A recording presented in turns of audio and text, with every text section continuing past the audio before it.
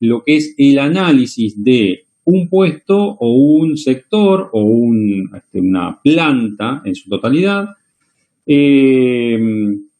para analizarla y ver de qué manera puedo mejorar la productividad de ese sector o esa planta en general. O sea, mejorar la productividad es hacerla más eficiente. Para lo cual hay diferentes herramientas y es lo que vamos a tratar de desarrollar durante el año.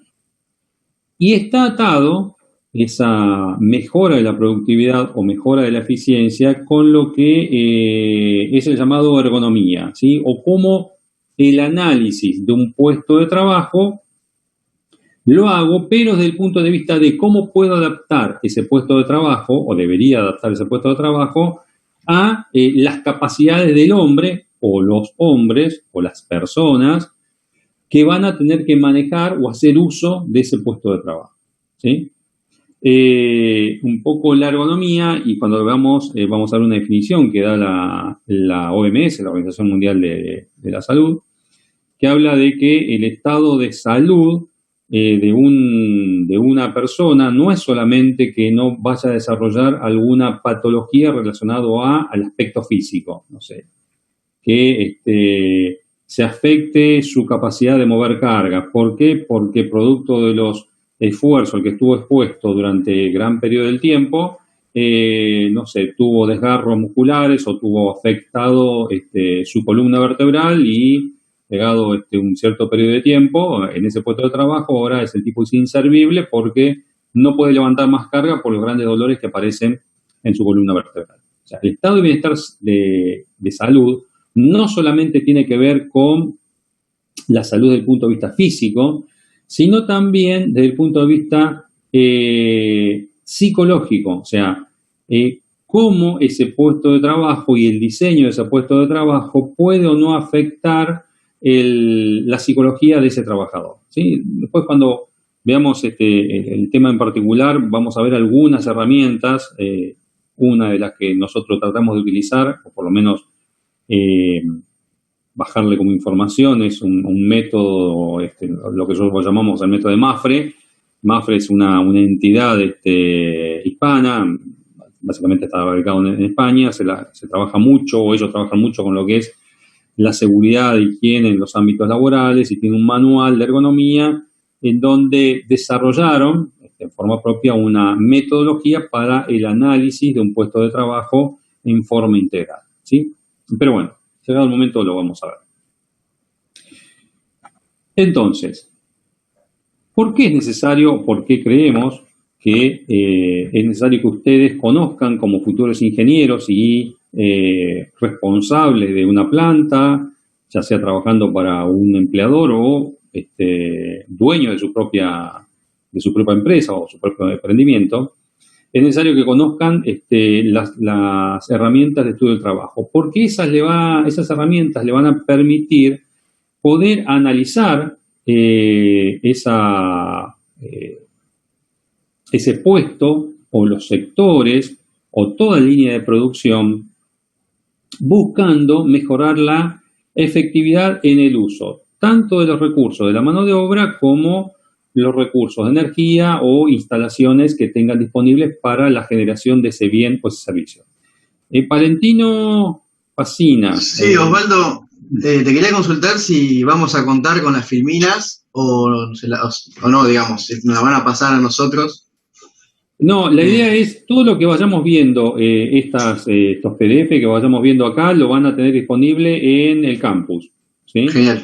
Si no es el campus, de alguna otra manera se lo vamos a hacer llegar a todos, pero la idea es que todo este material ustedes lo tengan disponible para después poder llevar cada una de las clases, no digo estudiar de ahí porque es solamente una reseña, pero puedan llegar a utilizarlo como una guía de estudio, ¿sí? Buenísimo, gracias. Bien, como les decía, el estudio del trabajo no solamente, y la ergonomía está asociada, no solamente se utiliza o tiene herramientas para buscar la mejora de la efectividad en el uso de los recursos de que dispone una empresa o cualquier organización, relacionadas con la generación de algún bien, sino también para o sirve para utilizar en empresas que generan servicios. Ejemplo, estas herramientas que ustedes o que nosotros vamos a desarrollar y ustedes van a incorporar durante el año, no solamente le van a ser útiles si van a estar en una empresa que genera algún bien, no sé, una fábrica de algún artículo en particular, sino también lo van a poder aplicar en alguna empresa que genera algún servicio. Servicio de mensajería, servicio de ingeniería, lo que quieran, ¿sí? Estas herramientas también les sirven para analizar los puestos de trabajo, los sectores de trabajo, buscando la mejora de ese puesto de trabajo o ese sector de trabajo o toda la planta en general, tendiente al aumento de la productividad o mejora de la efectividad de los costos de generación de ese bien o de ese servicio.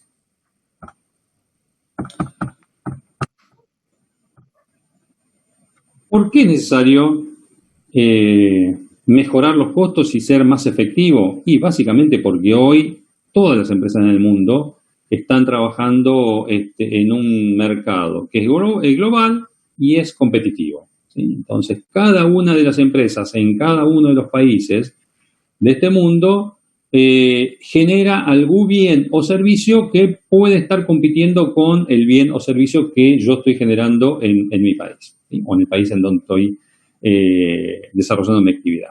Entonces, si yo quiero ser competitivo, ¿sí? Quiero llegar a mayor cantidad de potenciales clientes, tengo que ser más efectivo en el uso de los recursos, por el cual tengo que generar ese bien o ese servicio a menor costo y mayor calidad que la competencia, ¿sí?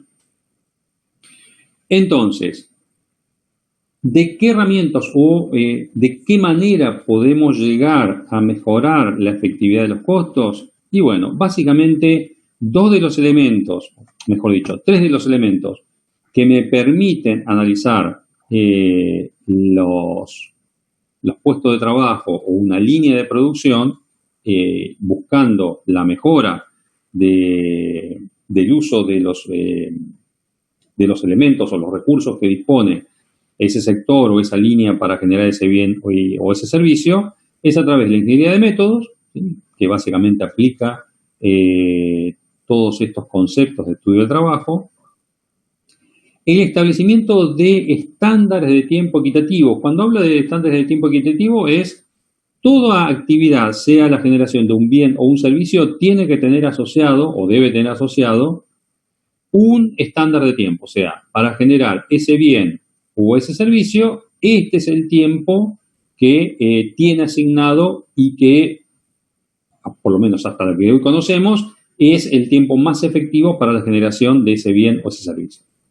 ¿Y por qué tiene que ser equitativo? ¿Por qué? Porque ese bien o ese servicio va a ser generado por una mano de obra o el recurso humano, ¿sí? Y yo no puedo tomar a ese recurso humano como una máquina en donde yo tengo un input y para tal input va a tener la máquina darme tal respuesta. El ser humano no funciona de esa manera, ¿sí? El ser humano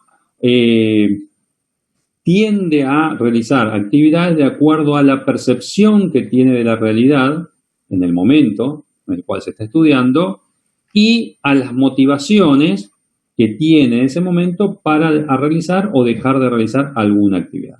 Entonces, cuando hablo de tiempos, también al momento de determinar esos tiempos, no los tengo que tener no los tengo que generar como objetivo solamente de obtener el menor tiempo posible, porque de esa manera la unidad que se genere va a tener el menor costo posible, sino que también tengo que tener en cuenta al hombre o a los hombres que están realizando esa actividad y que no puedo poner tiempos tan ajustados tal que después se vea afectada la salud, ¿sí? O la motivación que tenga ese trabajador para llevar a cabo esa actividad, ¿sí? Por eso habla de tiempos estándares que sean equitativos, tanto para el empleador, ¿sí? O el dueño de la empresa, como para él o los trabajadores que tienen que llevar a cabo esa actividad en ese tiempo estándar determinado.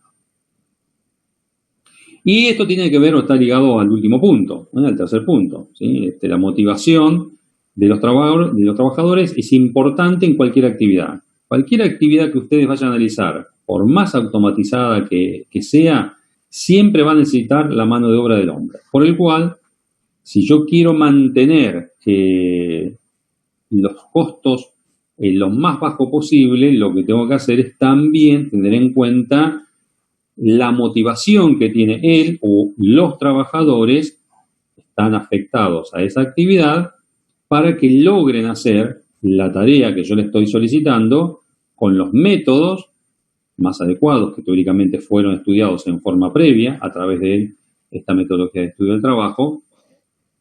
Y tengo que darle un ambiente de trabajo seguro, tal que la persona se sienta que no va a sufrir accidentes o enfermedades profesionales, o enfermedades, alteraciones patológicas de su cuerpo, producto de los posibles riesgos que estén presentes en ese puesto de trabajo. ¿Sí? Todo eso tiene que ver con la productividad. ¿Sí? La productividad no solamente tiene que ver con la inversión que yo haga en capital en traer mejores máquinas. ¿Sí? ¿Es una parte importante? Sí, pero no es lo único. También tengo que tener en cuenta que, como les decía, toda actividad siempre necesitamos de la mano de obra del hombre. Y un elemento importante a tener en cuenta al momento de establecer cuán efectivo es el método de trabajo es cuán motivado está ese trabajador para llevar a cabo esa actividad según una norma de trabajo o un procedimiento de trabajo preestablecido. ¿Sí?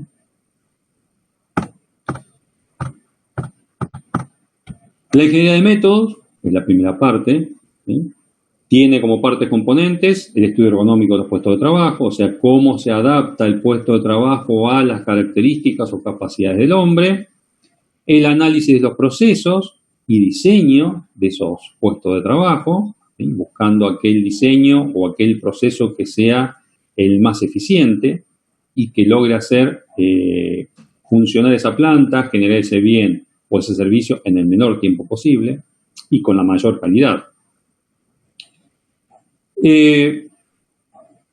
Y uno de los elementos que hay que tener en cuenta también, una de las elementos negativos, podemos decir, de las actividades repetitivas, es el tema de la repetitividad de las tareas que conllevan esas actividades y la repetitividad en el uso de ciertas partes del cuerpo al que expongo a un trabajador. O sea, no sé, una línea de montaje de vehículos o una línea de montaje de componentes electrónicos. ¿Sí? Yo lo hago ¿por qué? Y porque de esa manera, al ser repetitivo, logro que después de un cierto periodo de tiempo, de una repetición de ciertos ciclos, él o los trabajadores hayan adquirido la destreza, ¿sí? Y la velocidad que yo deseo para lograr que esa línea sea efectiva y sea la producción al más bajo costo posible.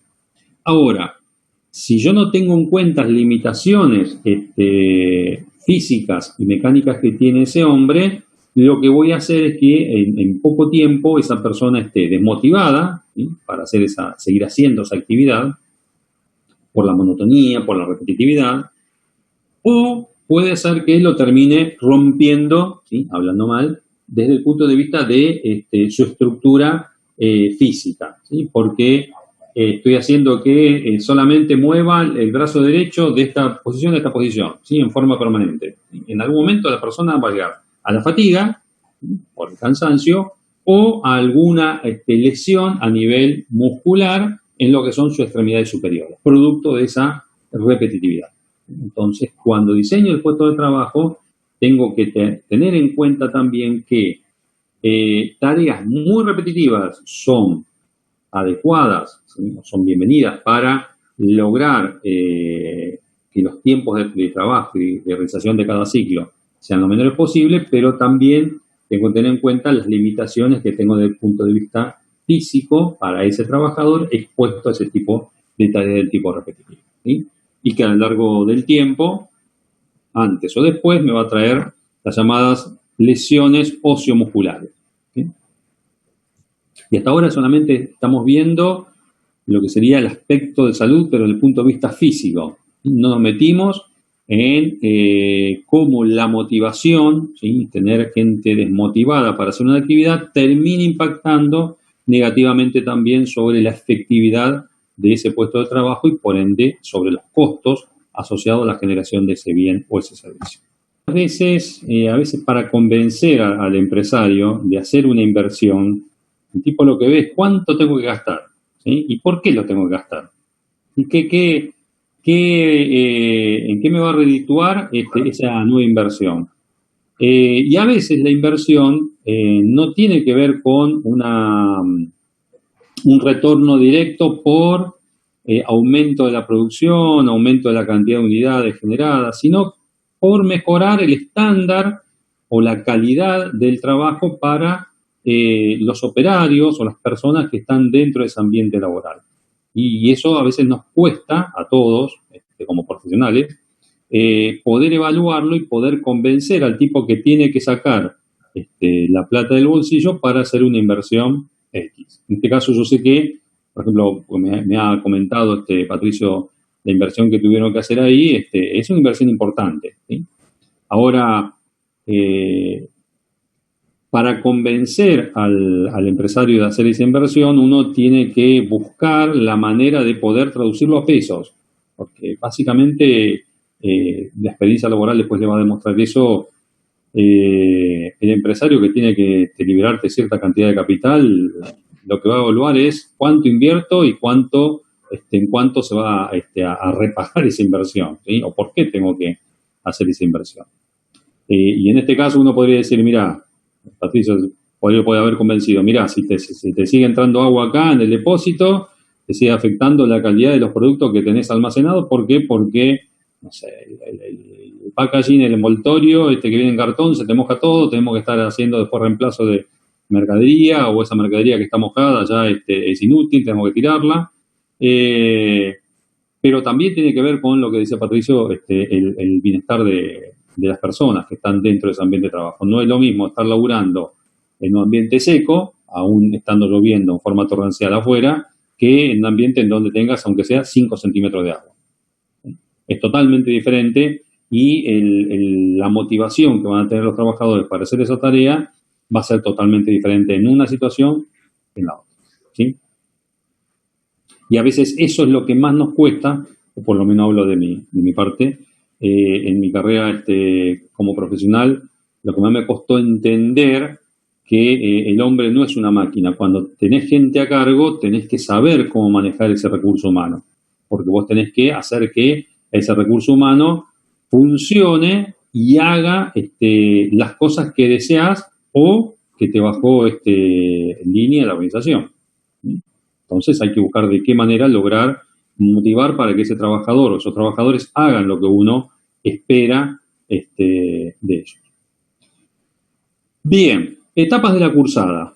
Vamos a ver en la primera etapa, a partir de mañana ya vamos a empezar a ver lo que es productividad y qué relación tiene la productividad con lo que es nivel de vida. En general, a ver, la bibliografía de la cual hemos ido tomando información para hacer el desarrollo de la cursada del año son varias. Una de estas, o una de ellas, esta de productividad y nivel de vida, la información la hemos tomado de un manual de ergonomía, manual de estudio del trabajo de la OIT, ¿sí? La Organización Internacional de Trabajo. Bastante completo. Bueno, algunos temas los hemos ido sacando de ese manual. Después, cuando vemos la parte de registro de actividades o registro o desarrollo de métodos y medición de tiempo, vamos a ver que vamos a trabajar con otros libros de ingeniería de métodos, de Edward Click. Vamos a ir viendo que hay diferentes manuales, diferentes libros donde hemos ido sacando información para poder ir armando esta cursada. Y podemos ir modificándola, pues también a lo largo de los años vamos incorporando junto con Patricio nuevas experiencias y por ahí la queremos volcar sobre los temas que vamos a desarrollar o estamos desarrollando durante el año. Bien, entonces, uno de los temas que vamos a ver y vamos a comenzar mañana, les decía, era productividad y nivel de vida. ¿Qué relación hay? ¿Qué entendemos por productividad? Y después qué relación tiene con lo que denominamos nivel de vida. El segundo tema, ya vamos a meternos en algo más específico, que es el estudio de los métodos, que está muy relacionado con el estudio del trabajo, ¿sí? Cómo registrar un proceso. Primero, qué denominamos a un proceso y cómo registrarlo, ¿sí? Que ese registro sea una forma que sea universalmente conocida. Uno puede analizar un método hecho en cualquier parte del mundo, en cualquier establecimiento del mundo, y conociendo las herramientas, ¿sí? y la metodología del estudio de método, puedo interpretar ese método habiendo sido hecho en cualquier parte del mundo y cualquier profesional que conozca estos temas. Vamos a hacer una introducción de lo que es teoría del comportamiento y estrategias comerciales, estrategias gerenciales, no comerciales. Y la idea es, en esta parte, es darle una introducción. No somos psicólogos, pero por lo menos darle alguna herramienta y alguna idea de por qué nosotros, los seres humanos, hacemos o dejamos de hacer ciertas cosas. ¿Sí? ¿De qué depende? En forma grosera, pero darle una pequeña información para que sepan, o por lo menos entiendan básicamente del por qué a veces los comportamientos de ciertos trabajadores o ciertas personas. Este cuarto punto, introducción al trabajo de campo, esto está desde el año pasado, lo veníamos trabajando con Patricio desde hace muchos años, pero desde el año pasado lo hemos suspendido básicamente por el tema de la pandemia. Lo que buscábamos acá es que cada alumno o cada grupo de asistentes a esta materia tuviera un contacto directo con industrias de la zona para que vieran primero cómo es el funcionamiento de una organización realmente, y después cómo poder introducir cada una de las herramientas que vemos a lo largo del año relacionadas con el estudio del trabajo dentro de esa organización. Esto se ha venido desde el año pasado, no lo hemos podido hacer básicamente porque por la situación de pandemia y por la dificultad que tienen o tenemos muchos de poder hacer visitas a empresas reales, organizaciones que estén en funcionamiento. Así que este cuarto punto por ahora lo vamos a tener suspendido. Teóricamente, por la información que tengo en la facultad, este primer semestre o este primer cuatrimestre va a ser totalmente de forma virtual. No sabemos qué va a pasar a partir del segundo cuatrimestre. Así que estos temas se pueden, y la forma que lo vamos dando, se puede ver alterada viendo, no sé, el segundo cuatrimestre si hay algún cambio respecto de si pasamos de lo virtual a presencial o no, no lo sé. Resolución de problemas por el método de Deborah Crick. Ustedes ya han venido o conocen por lo menos formas de resolución de problemas. Acá es por ahí refrescar algunos de los temas que ustedes ya vieron en años anteriores, y el método que vamos a utilizar es uno que desarrolla Deborah Crick en su libro de Ingeniería de Métodos. Para un poco refrescar y informar, si quieren, la forma de resolución de un problema para lo que va a ser los diferentes problemas que pueden encontrarse en la parte de estudio del trabajo y ergonomía. Selección y diseño de procesos productivos o de producción. Acá vamos a ver una introducción. Hay diferentes sistemas de producción dependiendo de qué es el bien o producto que quiero generar, y algunas bases, algunos conocimientos básicos de esos sistemas de producción, cuáles son las ventajas, cuáles son las desventajas, cuándo se usan unos o cuándo se usan otros. Factores que influyen en la selección y distribución en la planta. ¿Sí? Ahí va a depender del volumen de producción, el tipo de material que voy, o bien o servicio que voy a lanzar al mercado. Bueno, eso va a influir en cómo va a estar distribuido los diferentes sectores de trabajo dentro de esa planta, o la proyección de esa planta. Mecanizado de piezas, proceso de fabricación por arranque y viruta. Acá vamos a ver algunos elementos teóricos que tienen que ver con mecanizado de piezas, en función de qué o cuáles son los factores que influyen en el tiempo de mecanizado de una pieza. Bueno, es un tema que lo va a desarrollar con mayor profundidad Patricio.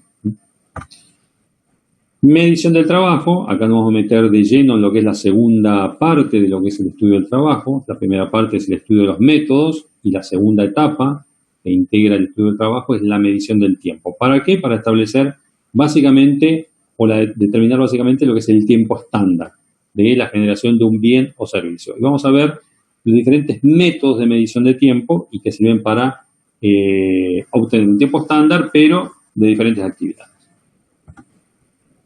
Balanceo de líneas, eso tiene que ver básicamente con las herramientas que hoy disponemos para hacer una línea de producción, por ejemplo, serie, una línea de armado de un vehículo. En cualquiera de estas líneas de armado de vehículos hay múltiples puestos de trabajo, uno tras otro, ¿sí? Y cada puesto de trabajo tiene asignado una cantidad de actividades dadas. Bueno, ¿quién hizo o de qué manera, ¿sí?, se organizaron esos puestos de trabajo? ¿Quién dijo que para el armado de esta línea de vehículos hacen falta 50 puestos y no 20? ¿Y cómo se hizo la asignación de las tareas a cada uno de esos puestos de trabajo? Bueno, en forma progresiva. Y eso es lo que vamos a ver, o esa teoría es la que vamos a ver a través del balanceo de líneas. Teoría y después alguna práctica asociada. Diagrama de actividades múltiples, ¿sí? o diagramas hombre-máquina, dependerá, ahí también es conociendo los tiempos de trabajo del hombre, conociendo los tiempos de trabajo de la máquina, ver cuántas máquinas puedo asignar un solo hombre, o una cuadrilla de trabajo de varios operarios, cómo hago la mejor asignación de las tareas a esa cuadrilla para lograr la mayor efectividad, ¿sí?, en el uso de la mano de obra.